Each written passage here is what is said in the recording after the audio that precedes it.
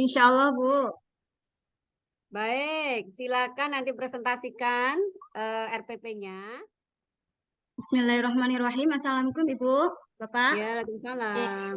izinkan saya mempresentasikan RPP saya. Oke. Mm-mm. Berikut rencana pelaksanaan pembelajaran, yaitu RPP saya yang meliputi yang pertama identitas, yang kedua kompetensi inti, yang ketiga kompetensi dasar, yang keempat indikator pencapaian kompetensi atau IPK, yang kelima tujuan pembelajaran, yang keenam nilai karakter yang dikembangkan, yang ketujuh materi pembelajaran, yang kedelapan pendekatan model dan metode pembelajaran, yang kesembilan nilai karakter yang dikembangkan, yang 10 yaitu media dan sumber pembelajaran, yang ke-11 sumber belajar, yang ke-12 langkah-langkah pembelajaran, dan yang terakhir yaitu penilaian. Di mana identitas dalam RPP saya meliputi satu satuan pendidikan, kompetensi dasar yang meliputi yaitu KD 3.8, menganalisis segi banyak beraturan dan segi banyak tidak beraturan. Yang selanjutnya yaitu indikator pencapaian kompetensi atau IPK. Yang pertama yaitu menjelaskan pengertian tentang bangun segi banyak. Yang kedua, menyebutkan ciri-ciri bangun tujuan pembelajaran. Di mana tujuan pembelajarannya adalah yang pertama, dengan mengamati video, siswa dapat menjelaskan pengertian bangun segi banyak dengan benar. Yang kedua, dengan mengamati video, siswa dapat menyebutkan ciri-ciri bangun segi banyak. Pembelajaran yang saya gunakan yaitu model pembelajaran problem based learning. Kemudian pendekatan yang saya gunakan adalah scientific debate.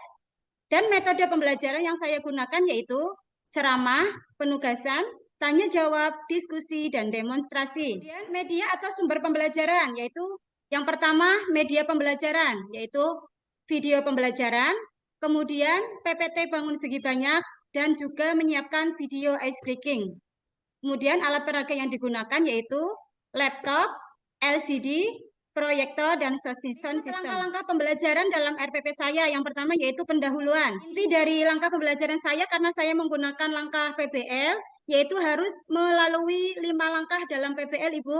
Yang pertama orientasi siswa, yang kedua mengorganisasikan siswa untuk belajar, yang ketiga penyelidikan individu atau kelompok, yang keempat mengembangkan dan menyajikan hasil karya, dan yang kelima menganalisa dan evaluasi pemecahan. Terakhir yang saya lakukan adalah penilaian, di mana penilaian ini meliputi yang pertama penilaian sikap atau afektif, yang kedua yaitu penilaian pengetahuan atau kognitif, dan yang ketiga yaitu penilaian keterampilan atau psikomotor, Ibu. Ya, oke, cukup ya. Ke atas ke tujuan itu. Yang pernah dipelajari bagaimana syarat merumuskan tujuan. Oh iya, Bu. Cara merumuskan tujuan pembelajaran yaitu harus memperhatikan unsur-unsur yaitu ABCD, Ibu. Yang pertama audience, yang kedua behavior, yang ketiga condition, dan yang keempat adalah degree. Nah, sekarang kita lihat di tujuan yang pertama. Ya, audiennya di kata mana? Terletak di kata mana audiennya? Audien itu adalah peserta didik atau siswa, Ibu. Oke, di kata siswa dalam tujuan nomor 1 ya.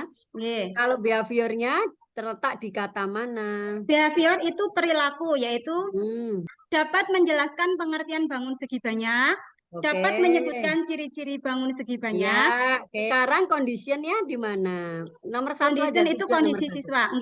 Berarti yaitu melalui ini, Bu, misal dengan mengamati video. Oke, melalui betul. diskusi. Ya, siap, bagus. Ya, degree-nya di mana degree-nya? Degree itu kemampuan hasil belajar siswa, Ibu.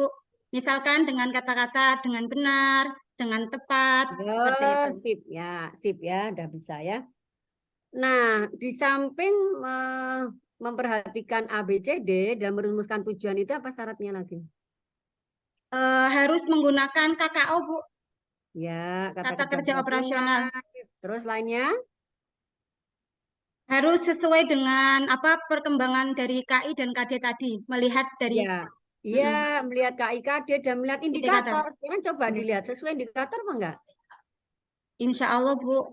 Ini indikatornya tadi. Menjelaskan, menyebutkan, menentukan. Oh, udah sip, udah cocok ya. Ya, sekarang masuk ke tujuan lagi. Di antara tujuan-tujuan tersebut, nanti cara mengukurnya bahwa tujuan ini tercapai itu melalui apa? Dengan memberikan evaluasi, Bu. Evaluasi, memberikan soal ya, memberikan soal atau melakukan evaluasi. Iya. Nah, di antara tujuan-tujuan ini kira-kira yang mampu mengukur HOTS apa? Kalau HOTS itu kan harus meliputi C4, C5, dan C6. Yang di sini itu yang menyangkut itu yang keempat, yang kelima, Bu. Mengelompokkan bangun segi banyak. Iya. Tapi dari semua ini juga termasuk HOTS apabila siswa dapat menyimpulkan atau memberi apa itu kesimpulan dari materi pembelajaran, Ibu. Oh gitu. Kalau nanti bisa membuat kesimpulan sendiri gitu ya. Nggih, nggih. Ya, baik. Sekarang saya melangkah ke metode atau pendekatan yang dipakai itu adalah PBL ya. Nggih, Bu. Nah, ciri khasnya di mana? Ciri khasnya PBL. Ciri khas PBL itu pemecahan masalah, Ibu. Nah, itu letak Kemampuan siswa. Nah, terletak di langkah pembelajaran yang mana? Di langkah pembelajaran yang kedua, yaitu setelah penayangan Nah, seperti PPT. apa itu? Seperti apa itu? Oh ya, benar, Bu. Ini, Bu, Gimana? yaitu di kegiatan inti. Mana? Di mana ciri khasnya HOT itu? Ciri khasnya PBL. Yaitu memecahkan masalah ketika siswa berdiskusi bersama untuk diselesaikan bersama teman sekelompoknya, Ibu. Ini. Oh, di situ ya letaknya Iya. ya. Baik. Berikutnya. Sebaiknya pembelajaran itu kan tidak hanya mengukur aspek kognitif ya. Iya, Bu. Ya kan? Ya. Tapi juga mengukur aspek apa lagi selain kognitif? Selain kognitif itu aspek sikap dan juga keterampilan. Nah, di pembelajaran jenengan ini pada bagian mana mengukur aspek afektif atau sikap?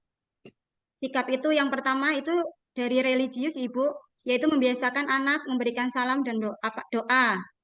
Itu kemudian sikap dalam menyelesaikan evaluasi secara mandiri itu juga termasuk sikap. Apakah ini juga bisa mengukur aspek keterampilan? Bisa. Misalnya yaitu tadi juga bisa. Keterampilan itu juga bisa meliputi keaktifan siswa dalam berdiskusi. Itu juga salah satunya keterampilan anak. Kemudian juga menyimpulkan dari materi tersebut juga salah satu keterampilan siswa. Keterampilan ya.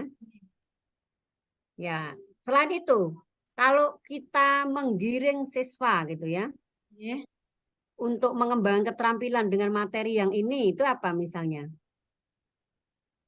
Kalau yang belum ada di sini, tapi kita bisa kok mengembangkan keterampilan gitu.